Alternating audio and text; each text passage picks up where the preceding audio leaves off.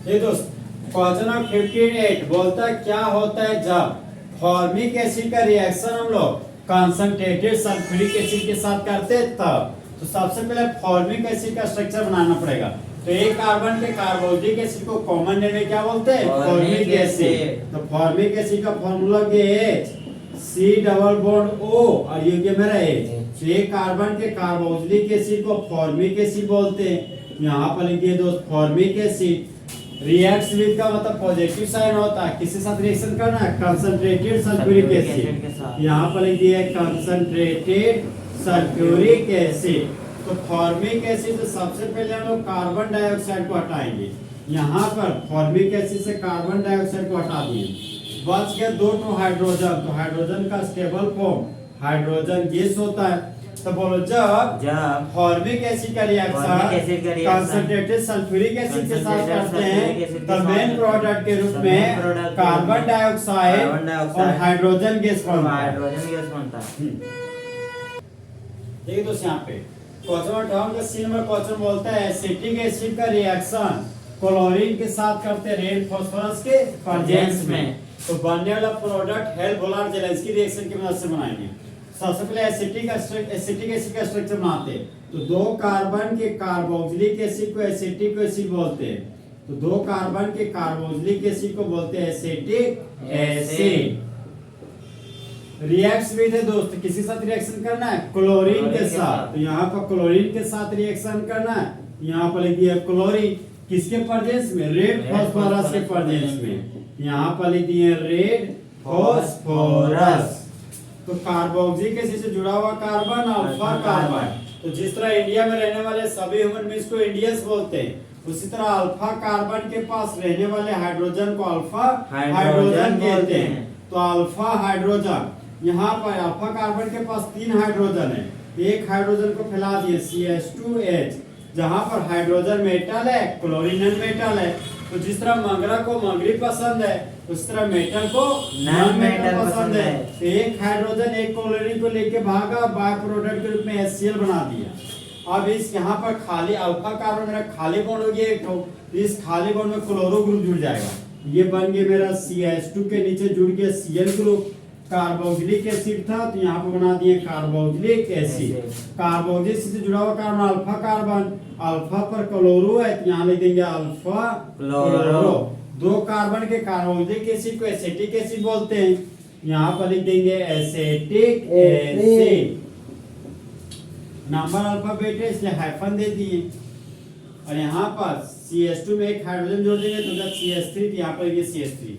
यहाँ क्लोरीन था तो यहाँ पे लिख देंगे क्लोरीन। देखो दोस्तों, क्लोरीन अगर एक्सेस अमाउंट में होता तो फिर एक हाइड्रोजन फिर एक क्लोरीन निकलता और बन जाता अल्फा डाइक्लोरो एसिटिक एसिड। फिर क्लोरीन अल्फा डाइक्लोरो एसिड के साथ रिएक्शन करता, एक हाइड्रोजन हटता, फिर क्लोरीन जुड़ता और बन जाता अल्फा ट्राइक्लोरो एसिटिक एसिड। फिलहाल क्लोरीन एक्सेस अमाउंट नहीं होने की वजह से मेन प्रोडक्ट में सिर्फ अल्फा क्लोरो एसिटिक एसिड बनेगा। तो बोलो जब एसिटिक एसिड का रिएक्शन क्लोरीन के साथ करते हैं रेड फास्फोरस के प्रेजेंस में, तब मेन प्रोडक्ट के रूप में अल्फा क्लोरो एसिटिक एसिड बनता है और बाय प्रोडक्ट के रूप में HCl बनता है। तो होने वाला रिएक्शन हेल्फ-वोलार-जेलेंस्की रिएक्शन कहलाता है। देखो दोस्तों, नेक्स्ट एग्जाम का क्वेश्चन आपका कैल्शियम एसीटेट को जब हम हीट करते तब बनने वाला प्रोडक्ट क्या होगा वो पूछ रहा है हमको। तो सबसे पहले कैल्शियम एसीटेट का स्ट्रक्चर बनाएंगे। तो कैल्शियम एसीटेट का स्ट्रक्चर बनाना पहले हम कार्बोक्सिलिक एसिड का स्ट्रक्चर बनाएंगे। तो दो कार्बन के कार्बोक्सिलिक एसिड को एसिटिक एसिड बोलते हैं। यहाँ पे बना दिया एसिटिक एसिड। फिर एक और एसिटिक एसिड बनाएंगे CH3 double bond OH। Carboxylic acid से हाइड्रोजन को हटा दिए तो ये बन गया मेरा एसीटेट। कार्बोक्सिलिक एसिड से हाइड्रोजन को हटा दिए तो ये बन गया मेरा एसीटेट। और दोनों ऑक्सीजन को कैल्शियम से जोड़ देंगे तो ये कैल्शियम। हीटेड का मतलब हो गया हीट का साइन, तो हीट का मतलब है डेल्टा का साइन। अब देखिए दोस्तों, यहाँ पे कार्बन डाइऑक्साइड एक तरह का नॉन मेटल का ऑक्साइड है। यहाँ पर ये नॉन मेटल का ऑक्साइड और कैल्शियम ऑक्साइड एक तरह का मेटल का ऑक्साइड है। तो ये मेरा मेटल का ऑक्साइड। तो जिस तरह बेबी को बेस पसंद है उस तरह नॉन मेटल ऑक्साइड को मेटल का ऑक्साइड पसंद है। तो बाय प्रोडक्ट के रूप में कार्बन डाइऑक्साइड और कैल्शियम ऑक्साइड बन गया। तो बाय प्रोडक्ट में बन गया मेरा कार्बन डाइऑक्साइड और कैल्शियम ऑक्साइड।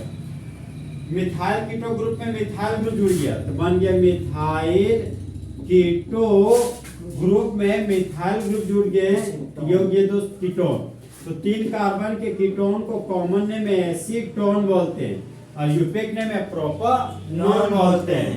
इन दोनों प्रोडक्ट को मिलाते हैं, कैल्शियम था तो कैल्शियम दे, एक कार्बन था एक कार्बन, 2 1 3 ऑक्सीजन हो गया तो ये 3 ऑक्सीजन, ये बन गया कैल्शियम कार्बोनेट, जिसको क्या बोलते हैं लाइमस्टोन। लाइमस्टोन क्या बोलते हैं लाइमस्टोन। लाइमस्टोन हो गया चूना पत्थर, इसी के मदद से हम लोग संगमरमर बनाते हैं। और इसका नाम हो गया कैल्शियम एसीटेट, तो इस कंपाउंड का नाम हो गया कैल्शियम एसीटेट।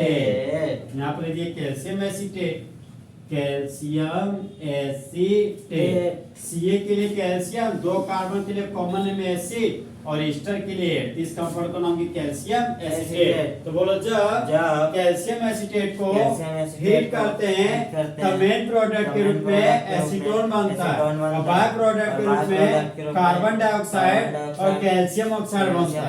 लगभग बोलोगे calcium acetate is heated then acetone is formed. इस तरह फुल एसिड वाटर क्या हो गया खत्म।